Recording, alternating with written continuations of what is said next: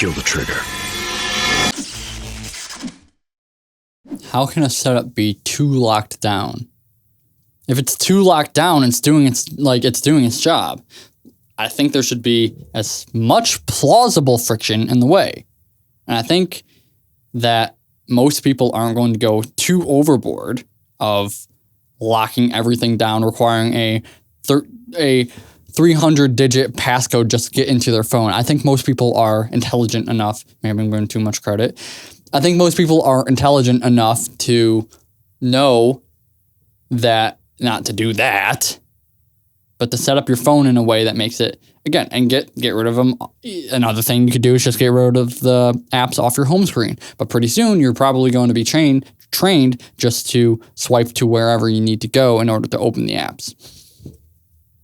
I don't think there is too much overkill for that. If it's doing its job, it's doing its job. You shouldn't really be using your phone. Your phone is a tool.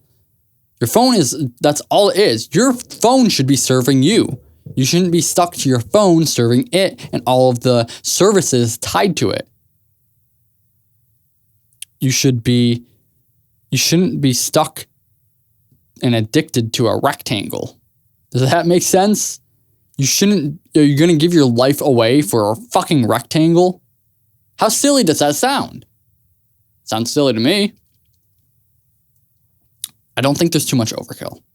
What's too much overkill? That you can't open Instagram? That you can't get the immediate dopamine that you need? What is too much overkill? It doesn't make sense to me. I would get rid of my phone altogether if I could.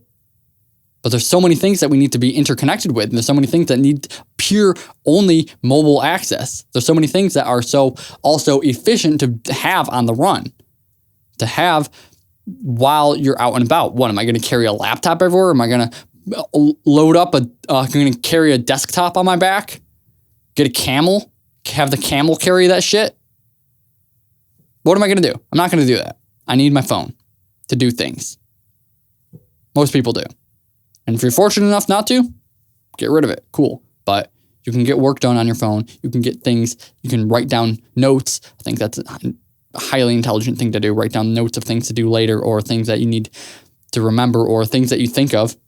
Most great people do that. And you could carry around a notebook and pencil for that. But if you lose the notebook, then you're kind of fucked. So what is too much overkill? You resent that your phone's too locked down. Good. And this doesn't make sense to me. Hey, just real quick. A lot of guys watching this are fighting their urges in silence, thinking they just need more willpower. But that couldn't be further from the truth. And that's exactly why I created this free training. It walks you through the exact emotional shifts that help me stop chasing urges and start rewiring. If porno lust is a part of your struggle, I think it'll really help. Links below. Yeah, that makes sense, and honestly, if you do start to resent it a little, maybe that's just a sign it's working. Because if the setup's annoying you, it probably means it's interrupting a habit that used to be automatic. And interrupting that reflex is the whole point. Like you said, the phone's a tool. It's not your best friend, not your therapist, not your reward system. It's just a device. If locking it down feels like too much, maybe ask why it feels like you're losing something. So here's the last thing I'm wondering. Let's say someone listens to all this and actually takes action tonight. They uninstall, they set the passcode, they move the charger out of reach. What's one tiny script they can tell themselves tomorrow morning when they wake up and reach for the phone out of habit? Something they can repeat in that groggy, primal state to snap back into clarity. First of all, like I said before, please set up your environment that makes it more difficult. Don't make your phone under your pillow. Make it across the room. I don't know what you're talking about. Reach for a charger. Plug your phone in overnight. What are you talking about? There's so many things that you can tell yourself. There's an infinite amount of things that you can tell yourself. And each person is different. And what works for me is not going to work for everybody else. What works for me, and that's great. What works for you is going to be different. You can tell yourself, I am the man. You can tell yourself, that does not control me. You can tell yourself, you can anchor your mind to a greater vision of something that you actually want. Depends on your goal.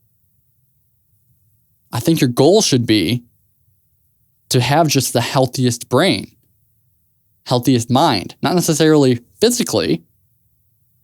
Could be physically too. And by that, I mean what you eat and how you exercise and what if you exercise and how much you exercise and all the things that are actually physiological. But mentally, you should want your brain to be a beautiful garden that is clean and a safe space for yourself. Because if it's not a safe space for yourself, buckle up, because what are you going to do?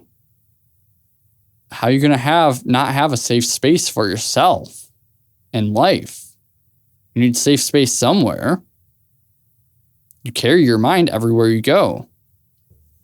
And so by cleaning all the weeds, by gardening, by watering the correct things in your mind, it allows for that. It creates it, makes it be a much more healthy, joyous place to be. And not only that, I'd argue it makes you more competitive, because you won't have these weeds pulling you back. You won't have these things slowing you down. You will be bolstering your mind in a way that makes you unstoppable. So you can remember any of that. You can remember that. I mean, like I said, like if you're reaching for your phone, why didn't you set up your phone far away? Why didn't you uninstall the apps?